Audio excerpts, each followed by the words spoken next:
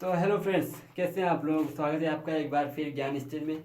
तो दोस्तों, आज जो है हम क्लास 11 फिजिक्स का चैप्टर 3 जिसका नाम है मोशन इन अ प्लेन यानी समतल में गति उसको जो है पढ़ने वाले हैं। और फ्रेंड्स, इसको जो है हम सरल से सरल भाषा और कम से कम समय में पूरा करने का प्रयास करेंगे। तो चलिए बिना देरी करे वीडियो करते हैं स्टार्ट। तो दोस्तों, सबसे पहले हम समझेंगे कि समतल में गति आखिर है क्या। तो समतल में गति उसे कहेंगे कि जब कोई वस्तु सीधी दिशा में नहीं बल्कि दो अलग अलग डायरेक्शन में मूव करे तो उसे ही मोशन इन अ प्लेन कहते हैं। जब कोई सीधी सड़क में चल रहा है तो उसे motion in a straight line कहेंगे। जब कोई क्रिकेट बॉल को मार रहा है तो उसे मोशन इन अ प्लेन कहेंगे। जब कोई वस्तु एक दिशा में नहीं, एक लाइन में नहीं बल्कि दो अलग अलग डायरेक्शन में मूव करे तो उसे ही समतल में गति कहते हैं। समझे। तो चलिए इसका जो सबसे पहला टॉपिक है उसे देखते हैं। दोस्तों, इसका जो सबसे पहला टॉपिक है वो है स्केलर एंड वेक्टर्स यानी अदिश और सदिश राशियाँ। तो सबसे पहले हम स्केलर की बात करें तो स्केलर जिसमें सिर्फ मान होता है, दिशा नहीं, उसे ही स्केलर कहते हैं। जैसे दूरी में सिर्फ मान होता है, इसी प्रकार चाल है, मास है और समय है।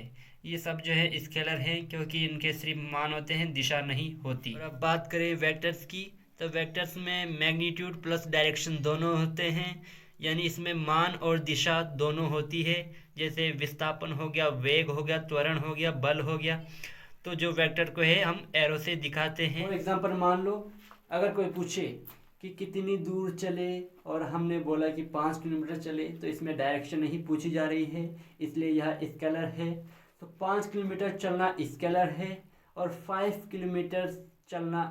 किलोमीटर ईस्ट की तरफ चलना वेक्टर से, क्योंकि इसमें दिशा पूछी जा रही है, देन यह वेक्टर है। समझे। तो इसका जो नेक्स्ट टॉपिक है वो है पोजीशन एंड डिस्प्लेसमेंट यानी स्थिति और विस्थापन। तो पोजीशन वेक्टर की सबसे पहले बात करें तो ओरिजिन से ऑब्जेक्ट की पोजीशन बताता है। अगर कोई पॉइंट 3 या 3,4 पर है तो उसका position vector 3i plus 4j होगा। आपके मन में एक डाउट आ रहा होगा कि ओरिजिन मतलब क्या होता है।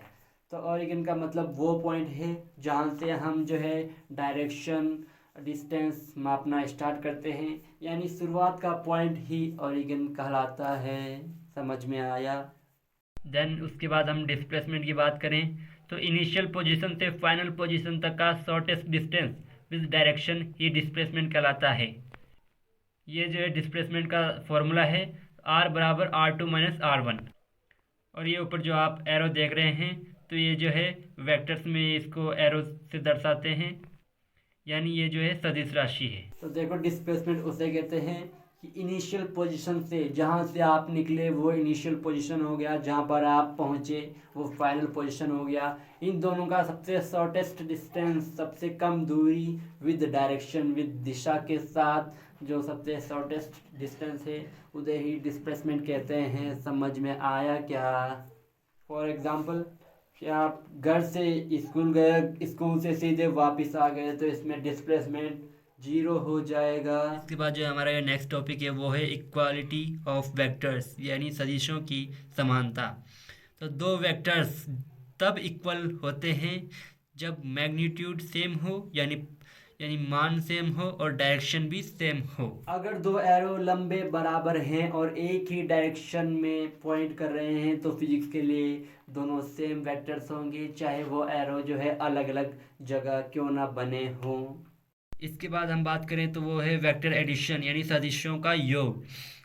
तो वह प्रक्रिया है जिसमें दो या अधिक वेक्टर्स को जोड़कर एक नया वेक्टर प्राप्त होता है, जिसे रिजल्टेंट वेक्टर्स यानी परिमाणी सदिश कहते हैं। दो या अधिक वेक्टर्स को जोड़कर एक नया वेक्टर प्राप्त होता है जिसे रिजल्टेंट वेक्टर्स यानी परिमाणी सदिश कहते हैं। तो इसमें जो है वेक्टर्स के भी दो नियम हैं। फर्स्ट नियम जो है वो है ट्रायंगल लॉ यानी त्रिभुज का नियम, और जो सेकंड है वो है पैरेललोग्राम लॉ यानी समांतर चतुर्भुज का नियम। तो सबसे पहले जो है हम त्रिभुज के नियम की बात करें तो पहले नियम के अनुसार अगर दो वेक्टर्स को उनके परिमाण और दिशा के साथ ट्रायंगल की दो साइड्स के रूप में एक के बाद एक रख दिया जाए तो तो ट्राइंगल की तीसरी साइड उन दोनों वेक्टर्स का रिजल्टेंट होती है। और हम इसके बाद जो है दूसरे नियम की बात करें जो है पैरेललोग्राम लॉ यानी समांतर चतुर्भुज का नियम। तो इसके अनुसार अगर दो वेक्टर्स एक ही पॉइंट पर एक साथ काम कर रहे हों और उन्हें उनके परिमाण और दिशा के साथ आसान भुजाएं के रूप में दिखाया जाए तो उस समांतर चतुर्भुज का विकर्ण जो उसी बिंदु से गुजरता है उन दोनों वेक्टर्स का रिजल्टेंट होगा। इसके बाद जो है हम पांचवें टॉपिक की बात करें जो है रिजोल्यूशन ऑफ वेक्टर्स यानी सदिशों का अवयव में विभाजन। तो इसके अनुसार एक वेक्टर को एक्स और वाई कंपोनेंट्स में तोड़ना ही रिजोल्यूशन ऑफ वेक्टर कहलाएगा।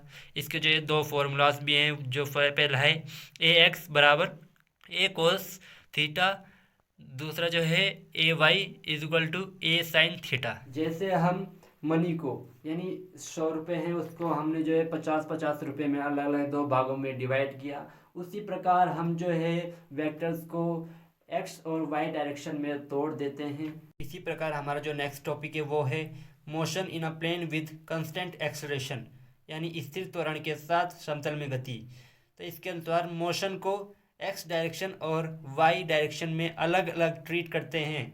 एक्स डायरेक्शन यूनिफॉर्म मोशन हो गया और वाई डायरेक्शन जो है एक्सेलरेटेड मोशन हो गया यानी त्वरण गति हो गई। अब देखो क्रिकेट बॉल सीधी चलती है लेकिन ग्रेविटी उसे नीचे खींचती है, सीधी चलती है ग्रेविटी उसे नीचे खींचती है। समझ में आया क्या? इसे ही मोशन इन अ प्लेन कहते हैं। तो इसके बाद जो हमारा नेक्स्ट टॉपिक है वो है प्रोजेक्टिल मोशन यानी प्रक्षेप गति। तो दोस्तों ये जो है मोस्ट इम्पोर्टेंट टॉपिक है क्योंकि ये जो है एग्ज़ाम में अधिकतर पूछा जाता है। तो इसको हम देखते हैं। जब वस्तु को किसी एंगल पर थ्रो किया जाता है तो उसे ही हम प्रक्षेपी गति कहते हैं। एग्जाम्पल क्रिकेट बॉल या फुटबॉल किक। हम जो है किसी बॉल को किसी क्रिकेट बॉल को जो है किसी एंगल से हम यहाँ से जो है बॉल को थ्रो कर रहे हैं, इस एंगल से बॉल को थ्रो कर रहे हैं। तो जिस एंगल से हम बॉल को थ्रो करते हैं उसे ही हम प्रक्षेपी गति कहते हैं। समझ में आया? तो दोस्तों इसके बाद जो है हमारे कुछ फॉर्मूला आते हैं। जैसे पहला फॉर्मूला है टाइम ऑफ फ्लाइट यानी उड़ने का टोटल समय। तो इसका जो फॉर्मूला है वो है टी बराबर 2u साइन थीटा अपॉन जी। तो इसमें जो है टी का मतलब टाइम ऑफ फ्लाइट यानी हवा में रहने का टोटल समय, और u बराबर इनिशियल वेलोसिटी यानी फेंकते वक्त की स्पीड, और साइन थीटा बराबर हो गया वर्टिकल पार्ट यानी ऊपर की तरफ वाली स्पीड, और g बराबर ग्रेविटी यानी नीचे खींचने वाली फोर्स। तो इसमें जो है ये हर एक वर्ड का मतलब है। और नेक्स्ट इसके बाद जो है हमारा नेक्स्ट नियम है वो है मैक्सिमम हाइट यानी सबसे ज़्यादा ऊंचाई। तो इसका फॉर्मूला है h बराबर you square sine square theta upon 2g। तो इसमें जो है इसका मतलब भी वही है, बस h जो है हाइट है, मैक्सिमम हाइट है, अधिकतर ऊंचाई है। इसके बाद जो है तीसरा नियम है वो है रेंज यानी ज़मीन की टोटल डिस्टेंस। तो r is equal to u square sine square theta upon 2g। तो ये जो है हमारे तीन जो है मोस्ट इम्पॉर्टेंट फार्मूला है जो आपको याद रखने हैं। तो दोस्तों इसके बाद जो हमारा चैप्टर का आखिरी टॉपिक है वो है यूनिफॉर्म सर्कुलर मोशन यानी समान वृत्तीय गति। तो जब ऑब्जेक्ट सर्कल में कांस्टेंट स्पीड से घूमता है तो स्पीड जो है कांस्टेंट होती है और वेलोसिटी जो है चेंज होती रहती है। तो ये इसका फॉर्मूला है a is equal to v square upon r. जैसे पंखा घूम रहा है, स्पीड सेम है बट डायरेक्शन जो है हर वक्त बदल रही है, तो उसे जो है हम यूनिफॉर्म सर्कुलर सिस्टम कहेंगे क्योंकि एक ही सर्कल में जो है अपनी डायरेक्शन बदल रही है लेकिन स्पीड जो है सेम है, तो उसी को हम जो है समान वृत्तीय गति कहते हैं। तो दोस्तों इसी के साथ जो है हमारा जो है तीसरा अध्याय है वो भी समाप्त होता है। आई होप आपको पसंद आया, और अगर कुछ डाउट हो तो कमेंट करना। तो इसके साथ जो है हमारे टॉपिक यहीं पर समाप्त होता है। तो मिलते हैं अगले चैप्टर के साथ। तो तब तक के लिए goodbye, take care, bye bye.